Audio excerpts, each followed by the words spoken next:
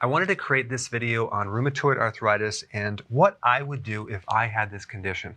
Here's the problem. When you try to research and type on Google rheumatoid arthritis, the entire first page, second page, third page is all the same old, same old. They talk about the symptoms, prognosis, diagnosis, and drug therapies. There's no real alternative methods. There's not a lot of great information.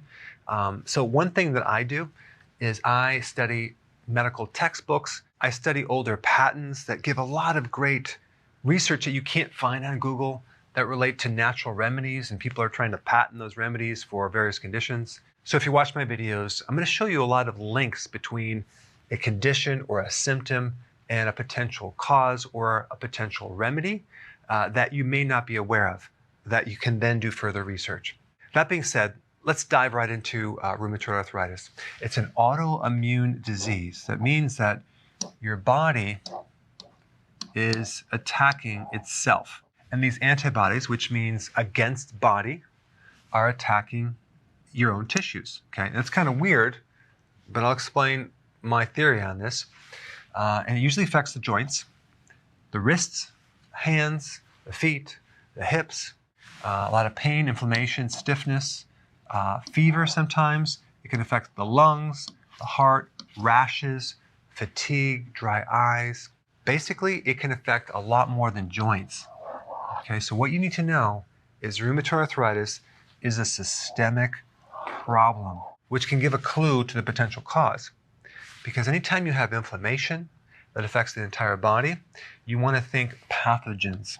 The area that I researched is between what type of pathogens are involved in RA.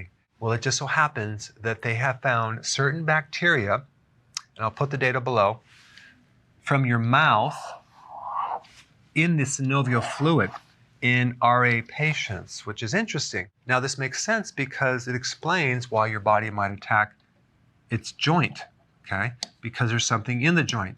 There is a pathogen in the joint, and the body's trying to kill it. In the process, it creates a lot of collateral damage. Now, understanding the pathogen connection is very important in how you're going to address it. Because if you have a systemic problem that involves microbes, one thing that I would do is I would do ozone therapy, okay? Ozone therapy is very toxic to your lungs, so you're not going to breathe it in. You would actually go to a place that does this, and they would inject it, and it would circulate through the body. But if you research ozone and rheumatoid arthritis, you're going to find a whole bunch of interesting information. So ozone therapy would be one of the most important things to do if you have RA, because ozone kills microbes, okay? And it also will flood the body with oxygen. So it can potentially wipe out some of these pathogens and give the person a lot of relief. Another thing that would be very beneficial would be oregano oil. Oregano oil is also really good to kill pathogens throughout the body. Now, if you research oregano oil with rheumatoid arthritis, there just happens to be a whole bunch of research on that, using that to improve this condition.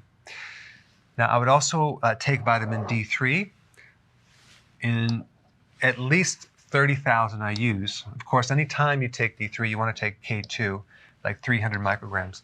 Now, the reason why you want to take D3 is because D3 can act like a natural prednisone or a cortisol without the side effects. Because one of the medications they use with RA is prednisone.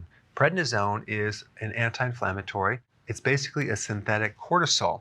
And vitamin D can act like cortisol in the body to help with inflammation. So that's definitely something that I would recommend. And then potassium. Now, I've done a video just on this one nutrient and RA. You can watch that down below. And I recommended 6,000 milligrams of potassium. Try to get the majority of this through your foods, and then maybe you can supplement.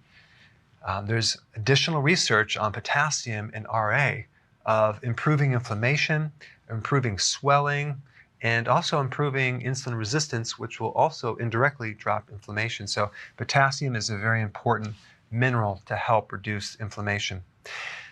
Zinc would be also important too. Not long-term, but I would say 1 to 2 weeks, because anytime you take zinc, like only zinc for a period of time, it can throw off copper and B6. So you could take copper with it, you could take B6 with it. But let's say, for example, you just want to take B6, take it for a couple weeks, 200 milligrams, 3 times a day, because zinc is also really important in all sorts of biochemical pathways that reduce inflammation. And of course, number 5, this is a given. I'm assuming you already know this. Fasting, vital to drop inflammation in your body, and the healthy version of the ketogenic diet. Both together, very important for dropping inflammation because ketones are anti-inflammatory. All right, guys, there you have it. The 7 things that I personally would do for myself if I had rheumatoid arthritis. Thanks for watching. Hey, if you're liking this content, please subscribe now, and I will actually keep you updated on future videos.